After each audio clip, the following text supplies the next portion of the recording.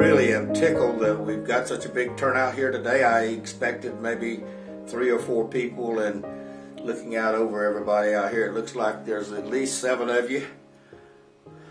That's great. In my little ad, I told you that I would take some questions before we actually got into the book signing. So let's get started with the questions. Okay, the first question, lady in the back left, the one with the little funny hat on. Yes, ma'am. What's your question?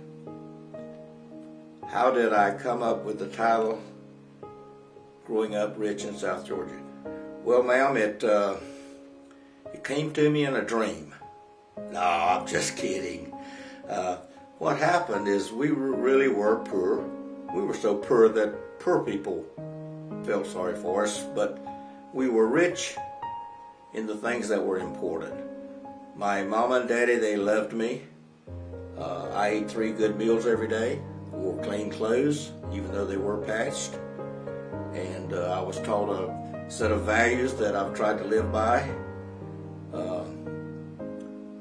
Tell the truth, wash behind my ears, don't talk with food in my mouth, don't sass your parents, and say yes sir and no sir to your elders.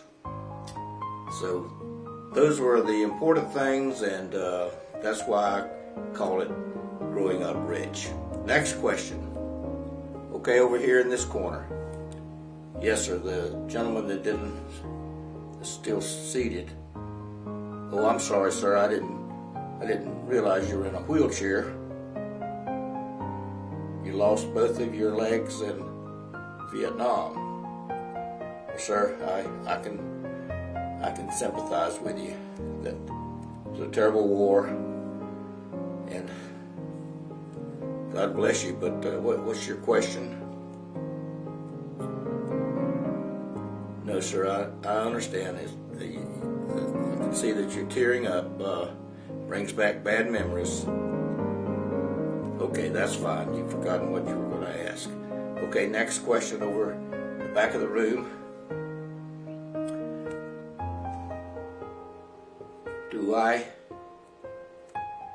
Do I think it's going to be a bestseller? Well, absolutely. The books are falling off the shelves. Flying off the shelves. I know at least 2 books have been sold so far. I bought one of them, and it's just a case of getting the word out. No, really, I'm not a professional writer. I enjoy writing though, and these are my memoirs that for those of you that will buy a copy of the book, I'll share my story with you and hope you enjoy it. Okay, back over here, next question. You've already read the book, you say, and you got confused because there's a lot about not growing up and other stuff like Army stuff. And okay, I understand. Believe me, I understand. I've been confusing people for a long time. I can't help it. But hopefully you'll get the gist of it. Maybe it'll take you. Maybe you need to reread it again. That's always good for the soul to read a book for the second time. And okay, next question over here. You also have read the book. Well, God bless you. But you too was confused.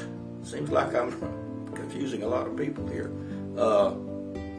You didn't understand about me working with the White Horse. No, ma'am, it wasn't a white horse. I was working at the White House. Daddy had a white horse. Well, really, it wasn't a white horse. It was a white mule. A good old mule. I don't know what happened to that mule. We never did name her. I know it was a female mule, though. Well, she worked hard.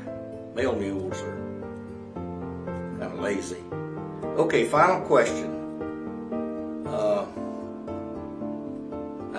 having a hard time hearing you.